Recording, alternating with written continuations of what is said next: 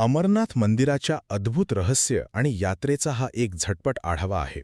समुद्रसपाटीपासून तब्बल 3888 मीटर उंचीवर असलेल्या या गोठवणाऱ्या गुहेकडे लाखो भाविक अतिशय कठीण प्रवास करून का जातात, यामागचं नेमकं रहस्य काय आहे, हे आज आपण समजून घेऊया. पहिले म्हणजे इथलं सर्वात मोठं आकर्षण असलेलं नैसर्गिक हिमशिवलिंग. तुम्हाला माहितीये, हे बर्फाचं शिवलिंग चंद्राच्या कलानुसार कमी जास्त होतं असं मानलं जातं.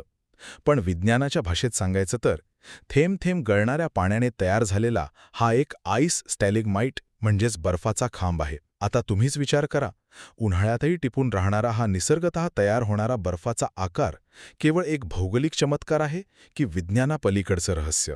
दुसरे, या ठिकाणाला अमरनाथ असं का म्हणतात, तर पौराणिक कथेनुसार भगवान शिवाने माता पार्वतीला अमरत्वाची कथा सांगण्यासाठी हीच अतिशय गुप्त जागा निवडली होती. तिथे पोहोचण्यापूर्वी त्यांनी वाटेतच नंदीला आणि चंद्राला मागे सोडलं होतं. पण तुम्हाला खरी गंमत सांगू, याच गुहेत असलेल्या 2 कबुतरांनी ती कथा ऐकून अमरत्व मिळवले आणि आजही ती अमर कबुतरे तिथे उडताना दिसतात अशी मान्यता आहे. हे ऐकून अंगावर खरोखरच काटा येतो ना? शेवटी याच कथेच्या आणि श्रद्धेच्या ओढीने केली जाणारी अत्यंत खडतर यात्रा. जून ते ऑगस्ट दरम्यान चालणाऱ्या या यात्रेचे 2 मुख्य मार्ग आहेत.